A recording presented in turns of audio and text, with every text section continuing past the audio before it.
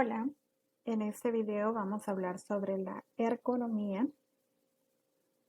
La aplicación de la ergonomía en el ámbito laboral se centra fundamentalmente en la organización de los diseños de los puestos de trabajo, el diseño de herramientas y útiles, las condiciones ambientales, el entorno del puesto de trabajo, la carga física y mental y los mandos e indicadores vinculados al trabajo.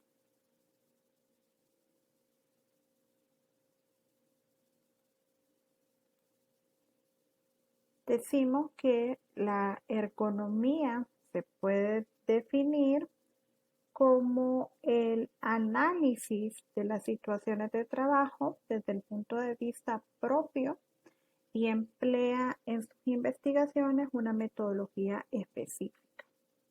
Busca en todo ello una armonización entre el hombre y el ambiente físico que lo rodea. El objetivo abarca el amplio campo en el que el hombre y los elementos físicos interaccionan plenamente. Esa es una definición de Uriart. La ergonomía tiene un conjunto de componentes y esta no pretende en ningún momento sustituir otras disciplinas vinculadas a la prevención. Por el contrario, se aprovisiona y se relaciona con ella para la obtención de un conjunto de objetivos que son la preocupación de todos.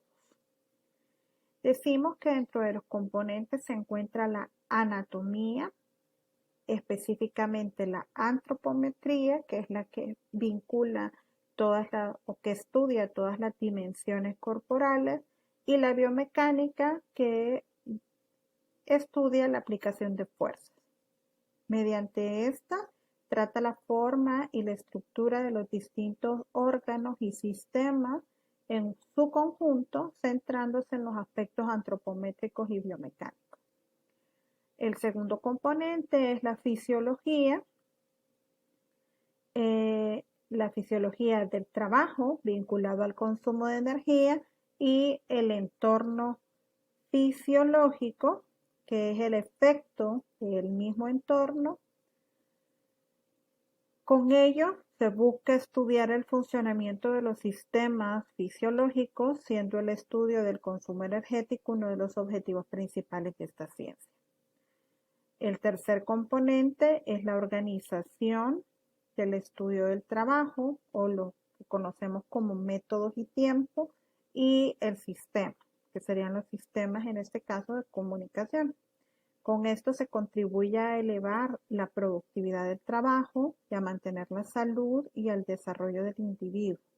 Incluye todo lo relacionado con los métodos y tiempo, así como las comunicaciones. El cuarto componente es la psicología, vinculando los conocimientos de psicología, es decir, la toma de decisiones, y la psicología ocupacional, que está vinculada al adiestramiento, el esfuerzo, las diferencias individuales. Mediante este componente se tratan las leyes del comportamiento y la actividad de los seres humanos, las actitudes, las aptitudes y la carga mental. El quinto componente es la pedagogía, el cual tiene en cuenta los aspectos relacionados con la participación y el adiestramiento. Está llamada a contribuir al proceso de perfeccionamiento de la formación. El penúltimo componente es la ingeniería, la cual ayuda a planificar y diseñar el puesto y centro de trabajo. Y el último es la arquitectura, que abarca principalmente temas referidos a los espacios y los accesos.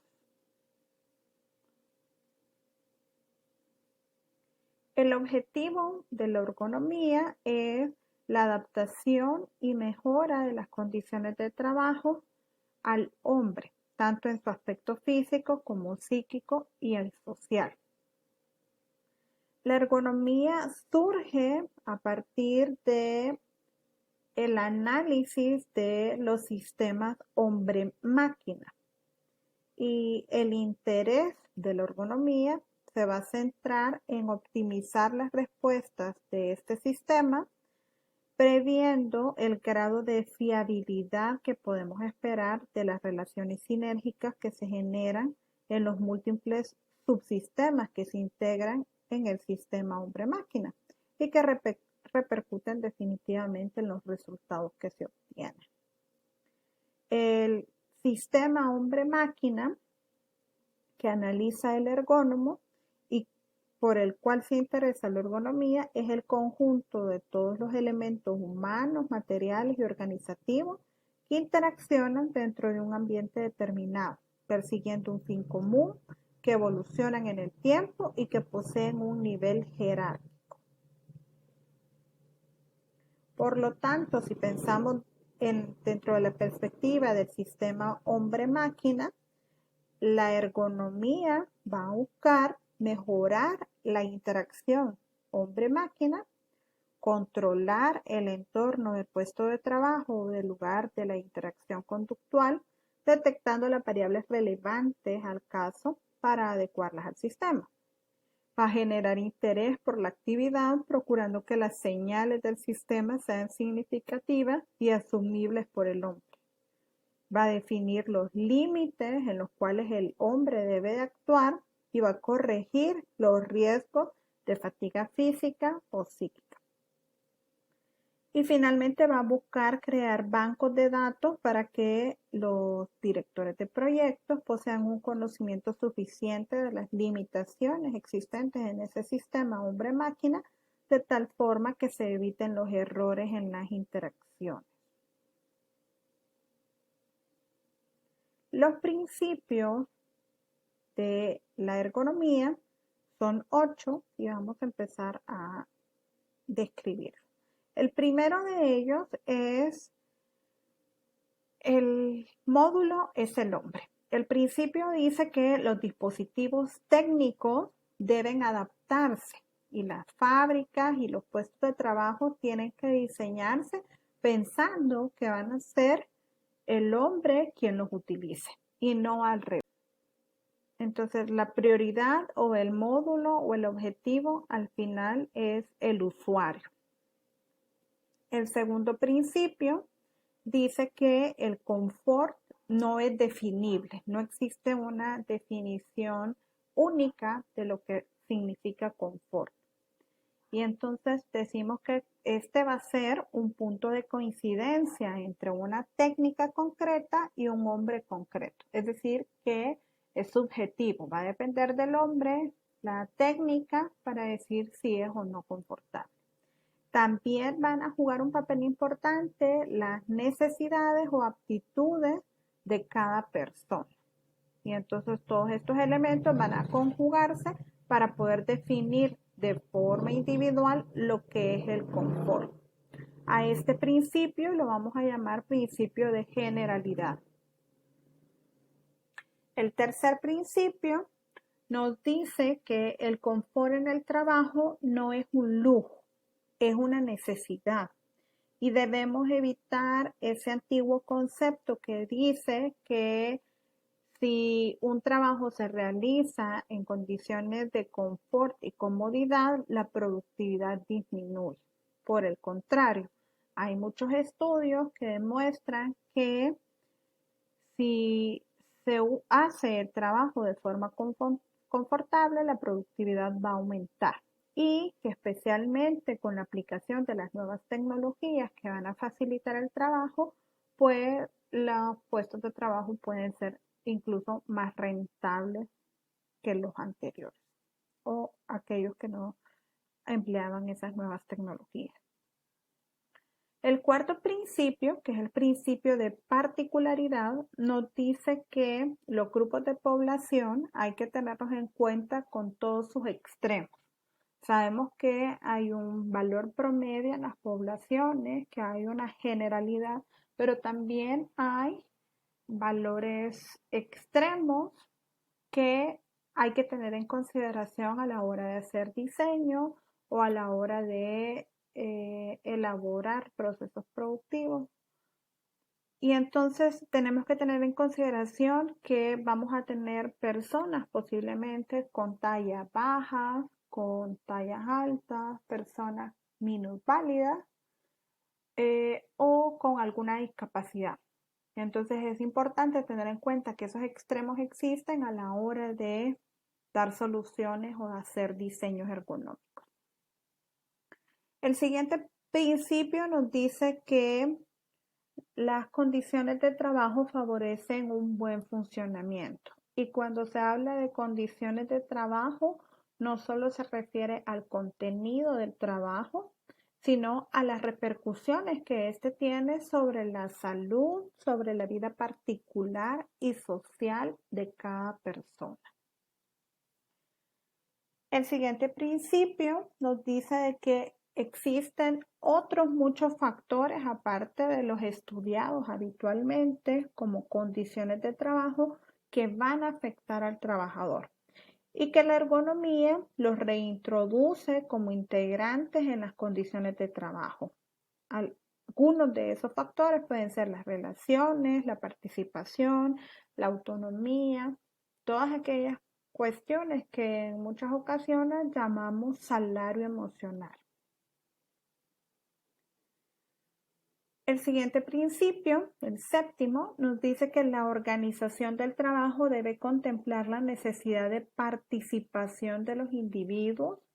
Nuestra forma de concebir la ergonomía no puede realizarse sin la participación del propio trabajador en los aspectos que le afecten. Esto quiere decir que a la hora que estamos rediseñando métodos de trabajo, el dueño del proceso o el que realiza las operaciones debe ser partícipe de cualquier cambio que queramos implementar. Entonces, la participación puede ser desde el proyecto de diseño o ya en los proyectos de mejora de las condiciones existentes.